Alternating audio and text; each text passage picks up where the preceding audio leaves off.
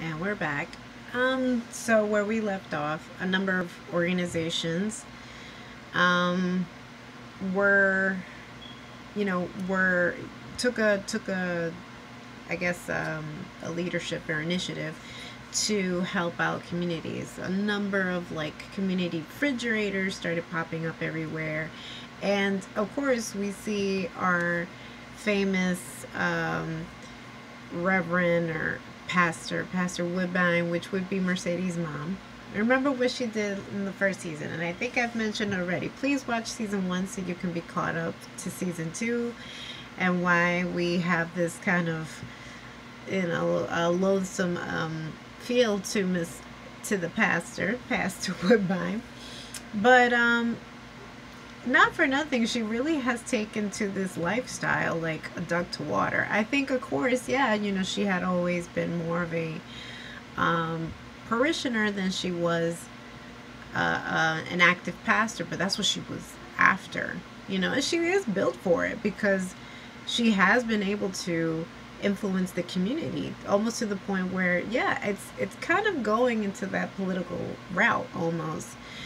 She has an influence on the community, and especially when it comes to town hall meetings that concern the community, and especially that particular casino. The casino's still very much looming over Chuckalisa in this part of town, but between her and Uncle Clifford and the fact that they were able to cause such a stir and commotion that now it's going to be voted by the community to see if it is still worth the community's effort to kind of pull for this casino. And now their interim or momentary mayor, who has taken position as mayor of Chuckalisa because Ruffin, the ex-mayor, had passed, which again is also tied to Andre Watkins. And now in reviewing the episodes, and I misspoke. He's not the grandson. He's godson. He was godson to the Mayor Ruffin, and again he was a former resident of Chuckalisa, but he got married. And married into a well-to-do family, which we also later discover why there were so many issues in his marriage, because he was the underdog. He was not the person that came from wealth and whatnot, and he married into this very wealthy black family that wasn't necessarily too welcoming of him. Except for the fact that the daughter was madly in love with him, but that doesn't mean necessarily that a family will accept you. And that can also make or break a relationship, and especially a marriage. Now, so their, for the moment, mayor is Wayne Kyle. Now he, and again, I'm looking at information just to have an understanding. He is a preppy scion of the deep-rooted cotton farming Kyle clan. Following the death of his father, the former party boy is forced to take hold of the family's precarious finances, much to the dislike of his newly legitimized half-brother, Corbin. And somehow, because again they want to be tied to that impending, looming casino, now he's taken his grasp on the political aspect of the town. And not for nothing, I will say, when it comes to getting things done, your best bet is to get into politics, because that's how you pull the strings. That's how you get things done, no matter how swarmy and slimy it can get. So that's why politics are the way they are. But to Pastor Woodbine's to her credit, she has been throwing wrenches in whatever gentrification hell that they want to bring on to Chuckalisa, and especially when it comes to the pink. They're still very much eyeing the pink.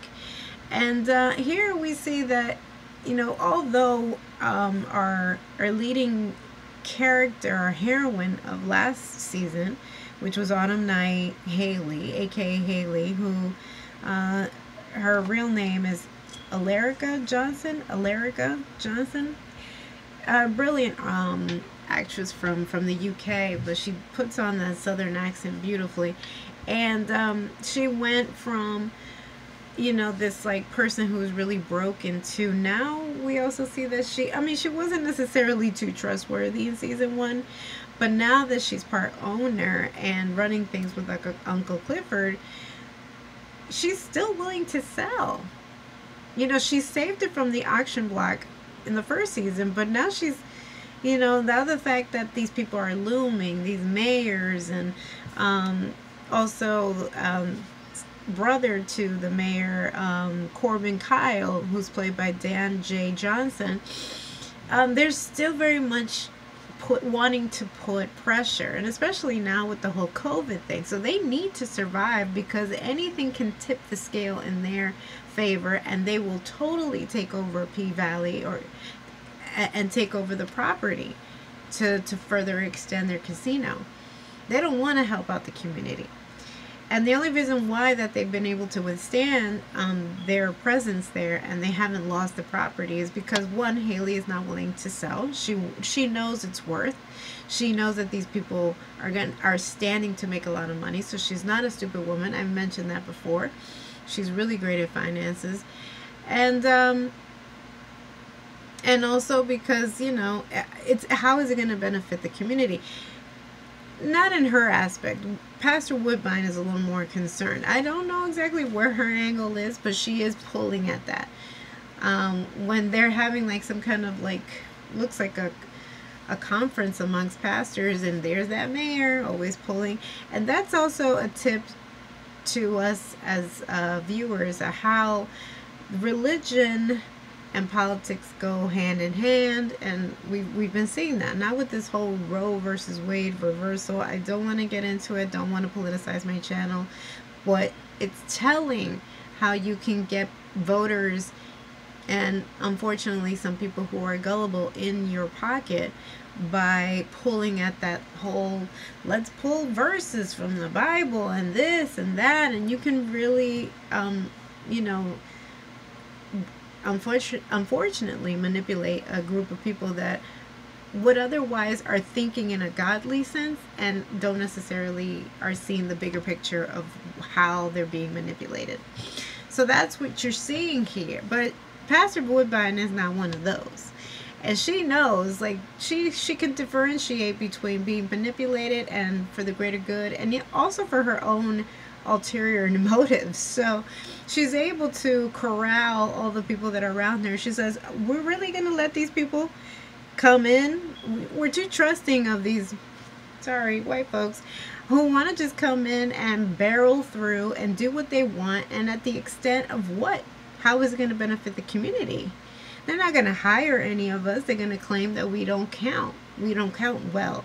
Why don't we pull at their tax revenue so that we can get those schools and we can actually see development in our community for the greater good? She's a smart woman. Smart woman. So, and also, not for nothing, not the person that doesn't fall too far from the tree, because she's had to kind of fend for herself, is her daughter, Mercedes. Unfortunately, like where we left off, Mercedes had a really bad fall. And she's not seeing like this crowd, you know, that she used to have before. Like, she was queen bee of the Pink. And now since they hired Whisper and Roulette, the new two dancers, they're pulling in attention constantly. Because again, they show these aspects of how they're so athletic when it comes to the pole. And right now, Mercedes is still pretty much banged up. She's already felt guilty about what's happened since we left off in season 1. And then she's having these strains. Her body has been through the worst. So her gym fell through. You know, she wasn't getting the memberships because, again, who was? Like, all these things, activities require a crowd participation. And during a freaking pandemic, how was that possible? So, you know, unfortunately here we also see how sometimes sex workers whose just intention is fantasy based sometimes has to become a reality just to get fed. So she starts finding herself like all these other dancers are making the bulk of money that she used to make, and she's making like little chump change. That's not enough. And especially if her ambition is still to get her daughter to live with her. She's lost custody of this child because she had her too young. And the man who fathered the child was a much older man and married. So she's had to live vicariously through this other woman who was taking care of her child, Shell. But Shell also felt through hard times during this COVID. A lot of people went through depression and loss of employment, and some people unfortunately were led into vices like alcoholism. And we see like a breakdown of what we assumed season 1 was a well put together woman, and then we see that she had a crutch, which was alcoholism. And now this child has been put in this position of having to take care of her, and though she wants to live with her mother, it's just not permissible, not at the time being, not until a judge can approve. And she's 15, so it's not like she can necessarily emancipate herself. So she's found at this food bank practically begging her grandmother to provide food, but we can see that her stepmom is deteriorating in terms of mental health. She's just crumbling. She's just become this shell of herself.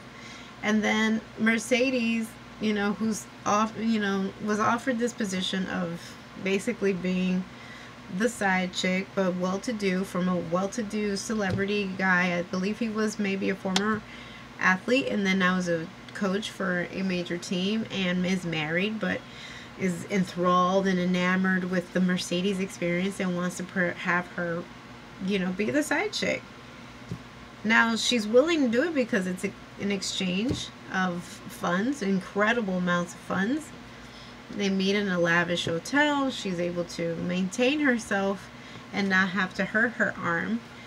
And it's only like a private thing because he has even like a stripper pole and everything. But she says, I'm willing to do it if your wife is on board.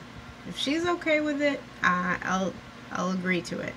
Now she goes with all the well intentions in the world, and then realizes that there's a bunch of like NDAs and non-discretional agreements that she is not to talk to the press, because again, the man is known as a celebrity, and so that is a huge scandal, and whatever takes place is not to be discussed with the press. No pictures, nothing of that sort, which she obliges, reluctantly, but obliges. And then in between of them having this whole introduction and rendezvous, and we can see that there's a connection between Mercedes and the coach's wife, which he's kind of finding even like, stimulating, like, oh yeah, I hope that they get along, because again, this just feeds into the whole fantasy for him.